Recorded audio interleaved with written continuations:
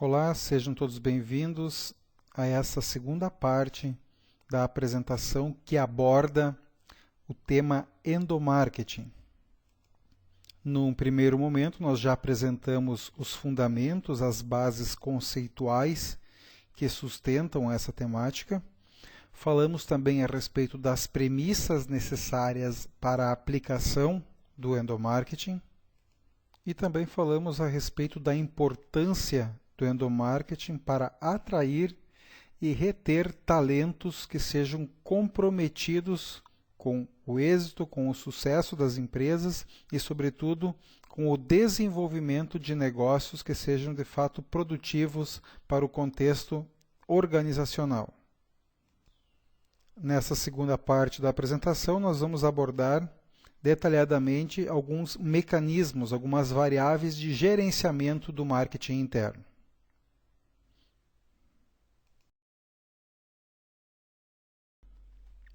Existe um conjunto de variáveis que integram o ambiente mercadológico que fogem do controle do gestor, pois são aspectos incontroláveis, onde o profissional precisa monitorar as variações e mudanças inerentes a este ambiente para que possa dar a melhor resposta possível a essas alterações.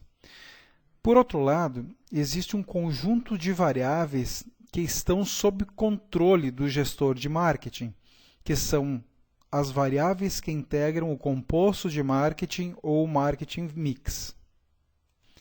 Este mix de marketing pode ser conceituado como um grupo de variáveis controláveis, então, de marketing, que a empresa utiliza para produzir a resposta que deseja no seu mercado-alvo. Portanto, o mix de marketing consiste em todas as ações da empresa com a intenção de influenciar a demanda pelos seus produtos, pelos seus bens e serviços.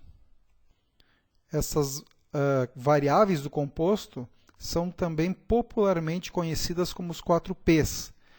Produto, decisões inerentes à marca, à embalagem, à rotulagem, a atributos e benefícios de um produto. Decisões relativas a preço, variações de preço, descontos, adequações ao mercado. Variáveis também que dizem respeito à praça, ou seja, de que forma o produto irá chegar às mãos do consumidor, por que canais, por que meios. E também a promoção, que são as formas de comunicação, de interação que a empresa vai ter para divulgar, para tornar disponível a informação a respeito do produto para o consumidor final. Então, para efeito de análise, e já que estamos falando sobre endomarketing, os 4 Ps, que são essas definições que apresentamos há pouco, vão ser transformadas em 4 Cs. Neste caso, o produto é a própria companhia, a própria empresa, que é destinada ao cliente interno, ou seja, aos colaboradores. E envolve uma série de características que vão desde os benefícios que a empresa pode proporcionar aos colaboradores, bem como suas características tangíveis, ou por assim dizer, físicas, e a imagem que as pessoas formam a respeito dessa companhia. Já o preço corresponde ao elemento custo, ou ainda os investimentos que a empresa faz para manter e para motivar e qualificar os colaboradores dentro da organização. Já a praça ou ponto de distribuição é o próprio ambiente da empresa, onde os coordenadores ou a atividade de coordenação é responsável pela disseminação dos programas de endomarketing e se baseia principalmente na maneira como ocorre o relacionamento entre as chefias e seus subordinados, ou seja, entre gestores, coordenadores, supervisores, que são os principais responsáveis por distribuir os conceitos e essa cultura mercadológica pelos diferentes setores da organização. E a promoção se transforma então no C de comunicação, que abrange as diferentes atividades para disseminar ou ainda para coletar informações dentro da empresa. E vale a pena salientar que a comunicação enfatiza o fato de que a informação deve ser, como podemos dizer, uma via de duas mãos, ou seja, o colaborador tem que ser capaz de obter a informação da companhia, mas também ele próprio gerar informações para o restante. Então, os canais precisam prever tanto a obtenção da informação como a estrutura necessária para que as pessoas possam depositar dados e conhecimentos obtidos a partir do seu trabalho. A partir de agora, então, vamos procurar detalhar um pouco mais cada uma dessas variáveis do endomarketing mix.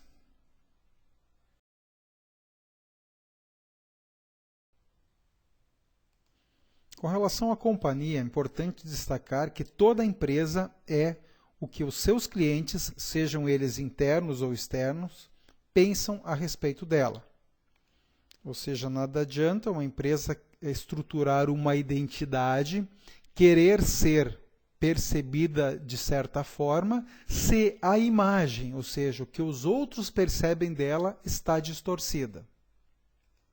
E pelo fato da empresa ser um produto altamente complexo e que pode causar percepções distintas de acordo com os diferentes públicos que interagem com ela, é preciso ter um grande cuidado para que a organização seja capaz de se comunicar com a sociedade da forma mais adequada possível, passando uma imagem favorável tanto no contexto dos produtos, dos bens e serviços que comercializa, mas também favorável no sentido de se tornar atraente para as pessoas quererem trabalhar nela.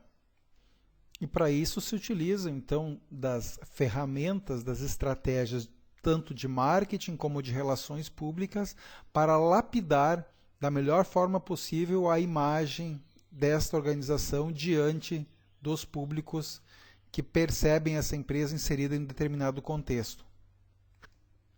Portanto, a empresa ela pode ser, por assim dizer, adquirida, consumida, não apenas pela sua infraestrutura, pelos prédios, pelo belo jardim, pela bela fachada, mas também sobre a percepção mais intangível, ou seja, pela imagem que ela transmite para a sociedade.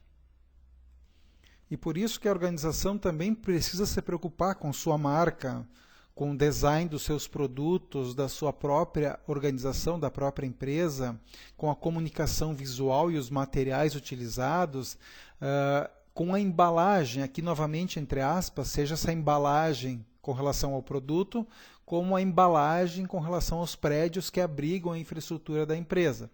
Lembrando que as pessoas muitas vezes avaliam a qualidade de algo em função dos elementos tangíveis que ela pode perceber, ou seja, que elas podem perceber. Neste caso, essa infraestrutura, à medida que ela for atraente, que ela for adequada à própria população, ela acaba avaliando também a organização como sendo uma empresa próspera, uma empresa de sucesso que se desenvolve e cresce progressivamente.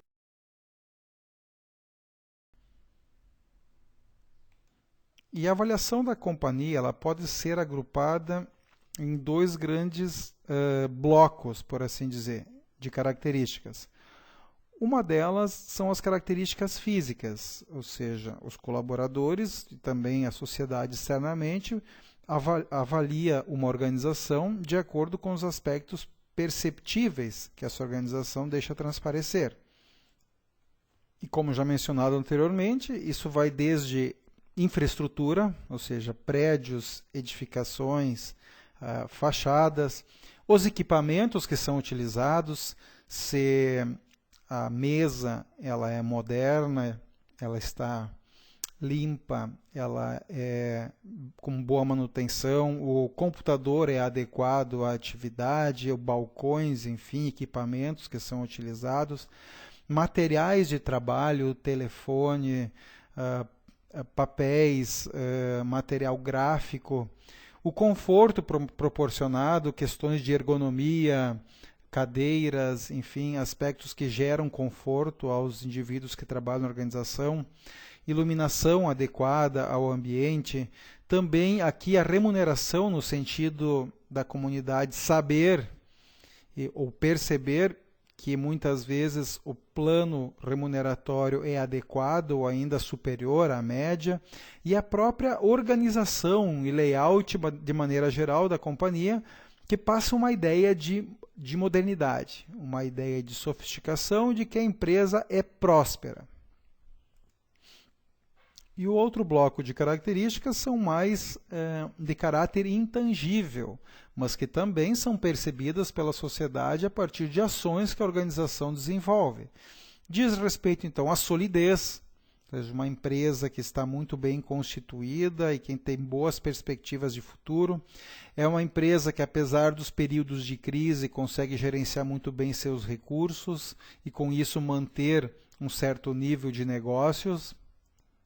Outra coisa, passar a imagem de que é possível crescer, desenvolver carreira dentro dessa organização.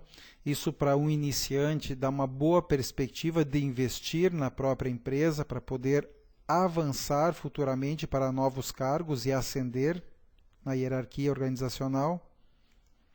Outro aspecto importante é a empresa deixar livre a expressão, as críticas dos colaboradores para que possam melhorar ainda mais seus processos, ou seja, é preciso valorizar o fator liberdade.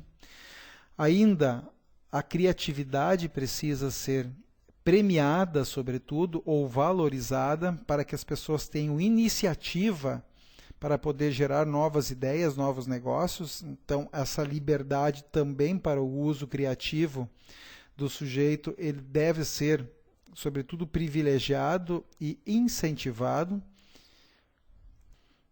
Empresas que valorizam também as pessoas, as ideias, as contribuições, que elogiam também, acabam tendo uma imagem favorável, porque esses aspectos acabam gerando satisfação profissional, onde o colaborador fala bem da empresa, tanto dentro da organização quanto na sociedade. E isso reforça ainda a imagem institucional diante dos distintos locais e espaços onde a empresa atua.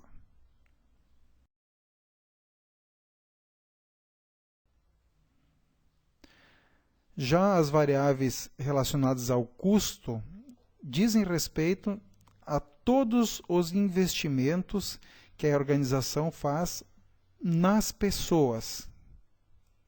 Diz respeito, então, aos salários pagos, a planos de cargos e salários, ou seja, aqui não seria mais somente a questão externa do elemento salário, e sim o conhecimento que o colaborador tem que ter das políticas de remuneração.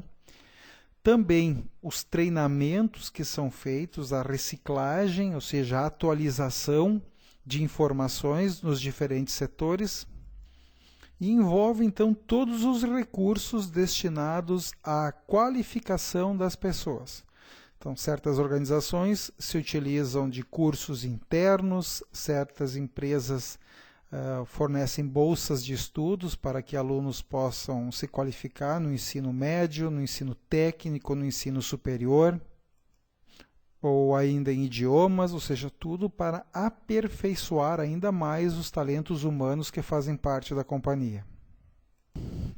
Enfatizando, não é somente salários e remuneração, porque o cliente interno ele julga o valor dessa empresa de acordo com a satisfação que essa empresa pode proporcionar. E essa agregação de valor não se dá somente pelo que é pago ao sujeito, e sim pelos demais benefícios que ele percebe a partir do trabalho que ele executa nessa empresa. É por isso que é importante sistematicamente pesquisar o que o colaborador mais valoriza e o que mais o motiva internamente para que a empresa possa gerar soluções, cursos, treinamentos, qualificações ou ainda investimentos a mais que permitam elevar ainda mais o grau de motivação dos trabalhadores.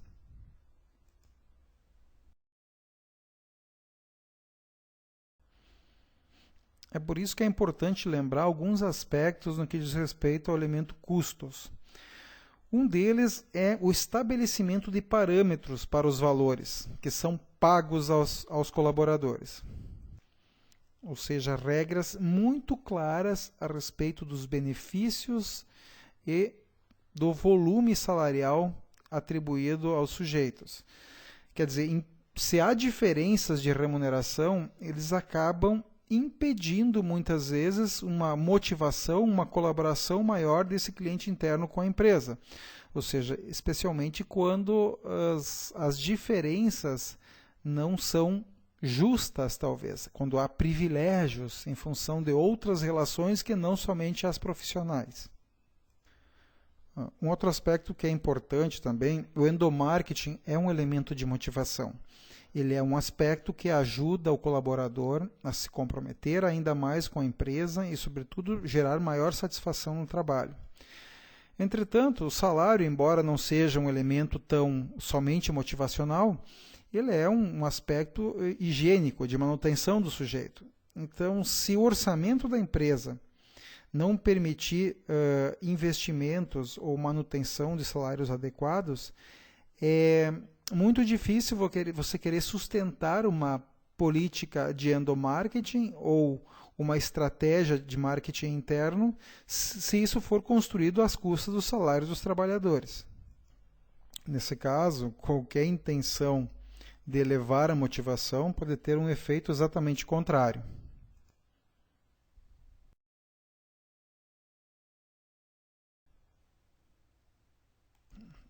A variável coordenação é composta geralmente por pessoas que exercem cargos de direção, presidência, gerência, coordenação, chefias intermediárias ou até formadores e líderes de opinião que trabalham dentro da organização.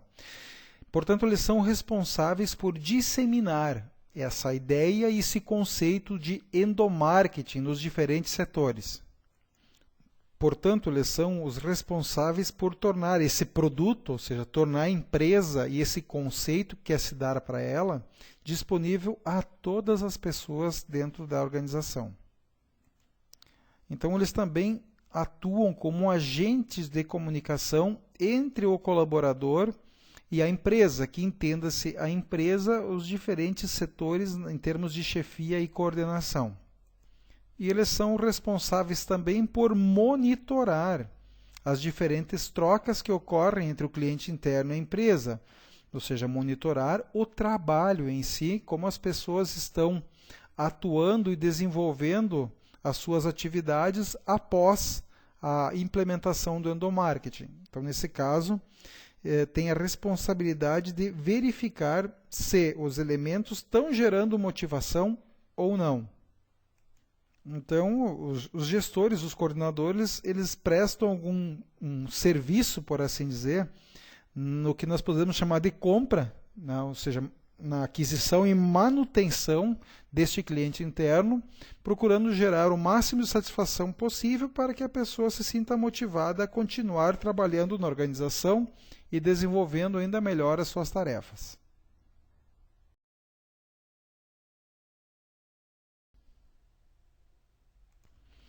A comunicação diz respeito ao conjunto de métodos, técnicas, meios e recursos que são utilizados para que a empresa se dirija ao colaborador e, sobretudo, que ela se torne aceitável e receptiva a esse cliente interno.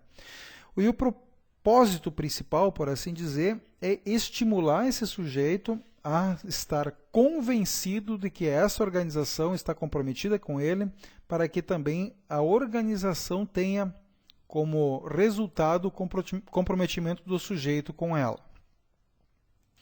Então, é importante sempre enfatizar o quanto esse cliente interno é importante para a empresa, mas também, ao mesmo tempo, enfatizar para o cliente interno o quanto a empresa é importante para ele, seja para a manutenção da sua família, mas também para o seu desenvolvimento profissional, o seu aperfeiçoamento, o seu crescimento como sujeito enquanto pessoa e até mesmo enquanto alguém que está atuante no mercado de trabalho.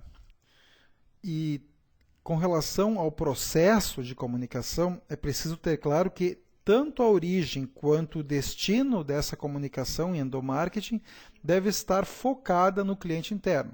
Portanto, ele, além de receber informações, ele também deve ser o principal fator gerador de informações que serão circuladas por toda a companhia. Isso diz respeito a aspectos que vão desde a geração, criação de novos produtos e novas campanhas, até algumas características e motivações pessoais que envolvem tanto responsabilidade social, reciclagem, práticas inovadoras de trabalho, que podem contribuir, inclusive, com distintos setores da companhia. É claro que nós temos que ter em mente que endomarketing não é somente comunicação. Assim como no marketing convencional, tradicional, muitas pessoas associam marketing à propaganda. Claro que se associa a propaganda, e talvez no endomarketing a comunicação, porque é a parte mais visível da ação de marketing. Nesse caso, seria a ponta do iceberg do endomarketing. Mas é necessário ter consciência que endomarketing, assim como o marketing, envolve muito mais planejamento, envolve investimento, envolve articulação interna, que nem sempre isso está tão visível, mas que também é fundamental para que as ações de marketing interno deem certo.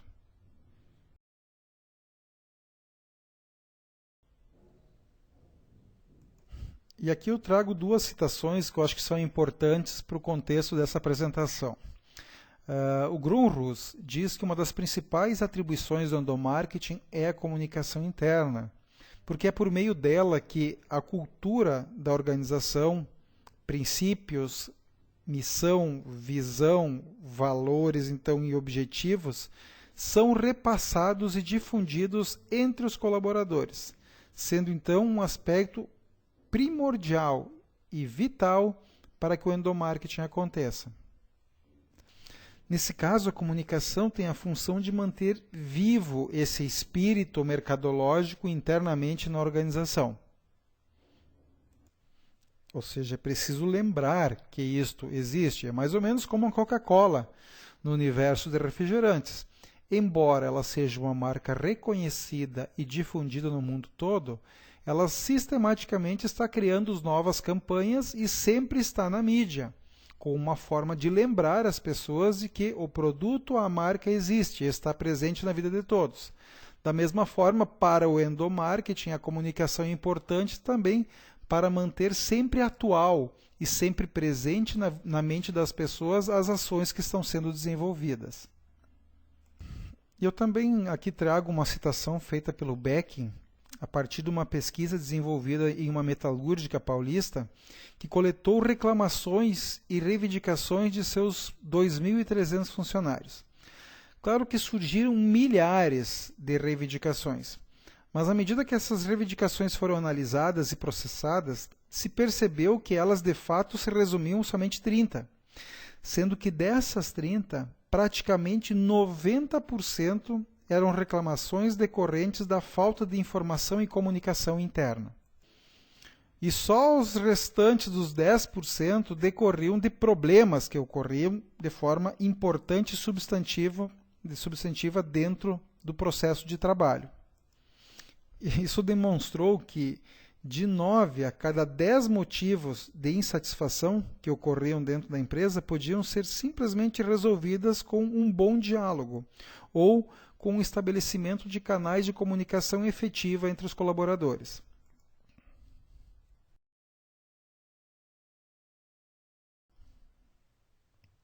Vamos falar agora sobre algumas possíveis atividades de comunicação que podem ser utilizadas pela empresa.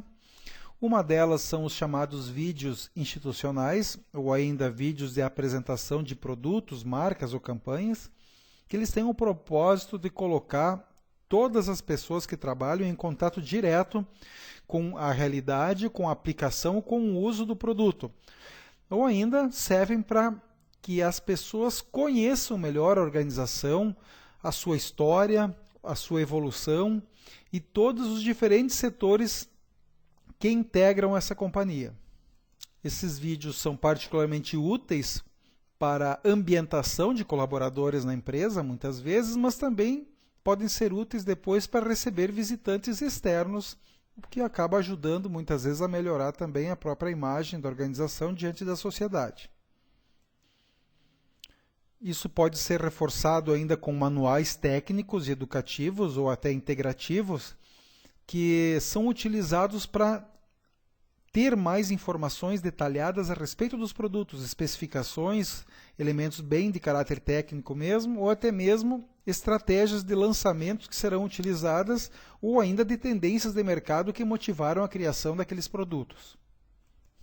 É possível também criar um jornal interno, ou ainda o chamado jornal mural, que pode ser fixado em certos locais, trazendo a síntese das principais informações que surgiram na empresa nos últimos tempos, mantendo assim os colaboradores atualizados com relação aos acontecimentos da organização.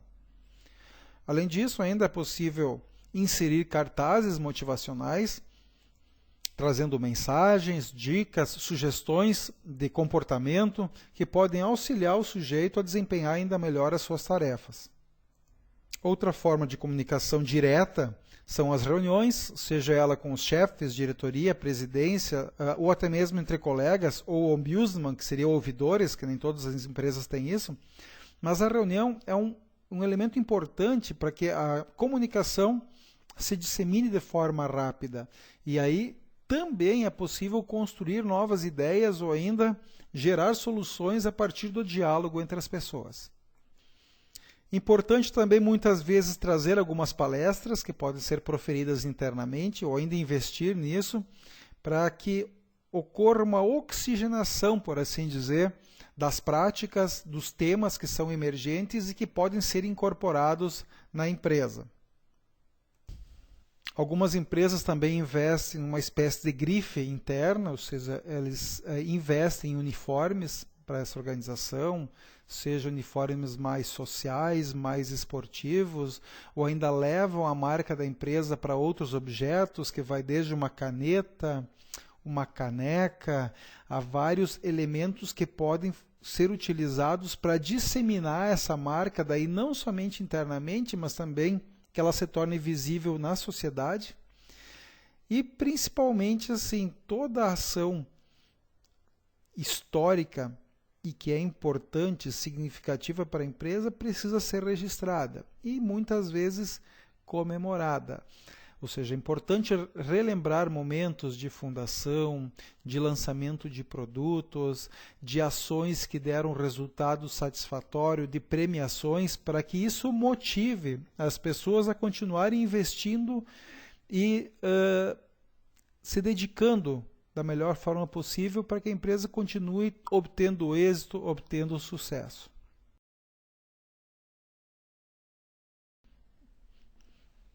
Outras atividades que algumas empresas se utilizam ainda é de uma rádio interna, onde em períodos específicos se geram informações, ou se tornam disponíveis fatos e ocorrências da organização.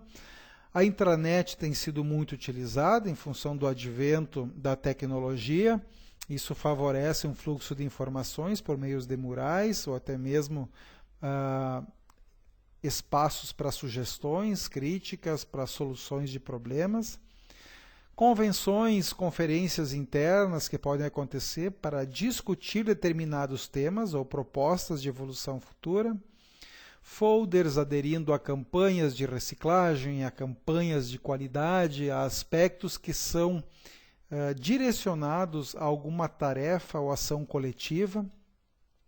É importante fazer pesquisa de satisfação com o trabalho ou clima organizacional sistematicamente para que se monitore os diferentes níveis, especialmente a partir de ações ou acontecimentos que ocorrem na empresa. A frequência de uma pesquisa de satisfação, o ideal é que seja semestral, pelo menos, embora algumas empresas adotem periodicidades distintas. Aliás, pesquisas podem ser feitas por meio da própria intranet das empresas que já possuem essa tecnologia e estão utilizando. Pode-se incentivar as pessoas a participar de painéis para debates e discussões, que se desenvolvam também atividades festivas, comemorativas, às vezes aspectos pessoais, né, que também são motivadores, e principalmente aspectos de reconhecimento. Claro que tem algumas empresas que elevam essa divulgação do reconhecimento, criam rótulos para isso, como por exemplo, funcionário do mês, onde a foto do colaborador aparece exposta em algum local para valorizar os esforços dessa pessoa, mas principalmente uma forma sutil, barata e eficiente de reconhecimento é valorizar, elogiar o esforço das pessoas e reconhecer a importância que o sujeito tem para o desenvolvimento do trabalho, das atividades dessa empresa.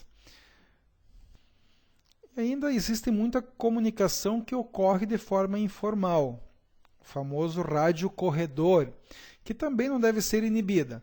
Porém, é importante que essa informação, que muitas vezes ocorre de maneira totalmente informal, quando ela é importante, que ela trate de ser socializada, porque a informação, se ela somente é informal, ela transita entre poucos sujeitos muitas vezes. E ela pode ser significativa ao ponto de poder ser compartilhada com os diferentes setores da organização.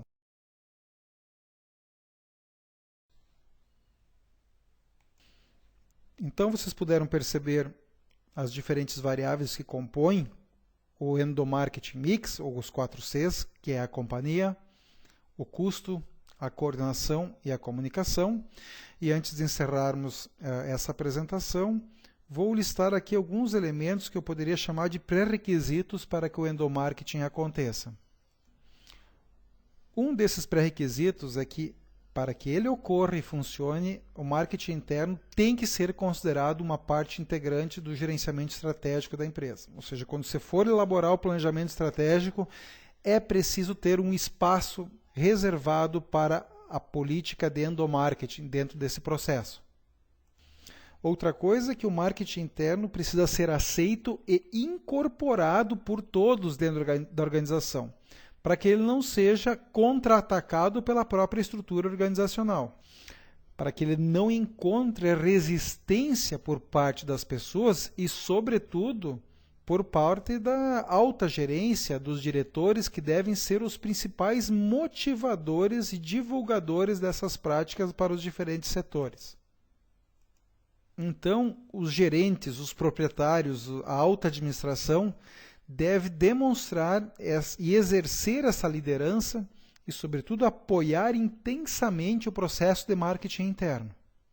Na medida que os gestores estão convictos, convencidos de que essa prática é importante, de que as ações desenvolvidas pelo marketing interno podem contribuir em muito para motivar as pessoas, para manter as pessoas felizes no seu trabalho, eles conseguem também transmitir esta aura de otimismo para todas as pessoas e, com isso, desenvolver um trabalho ainda melhor e um desenvolvimento ainda mais adequado para os negócios dessa organização.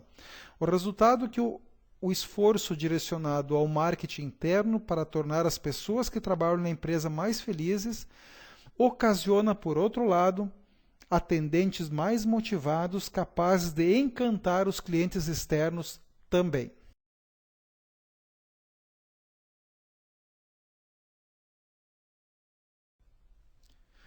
Com isso, nós encerramos esta apresentação que aborda os fundamentos do marketing interno e espero que as informações aqui apresentadas possam ter sido úteis para que vocês reflitam a respeito de práticas que podem ser adotadas em termos de endomarketing e que são passíveis de serem incorporadas nas empresas que vocês trabalham.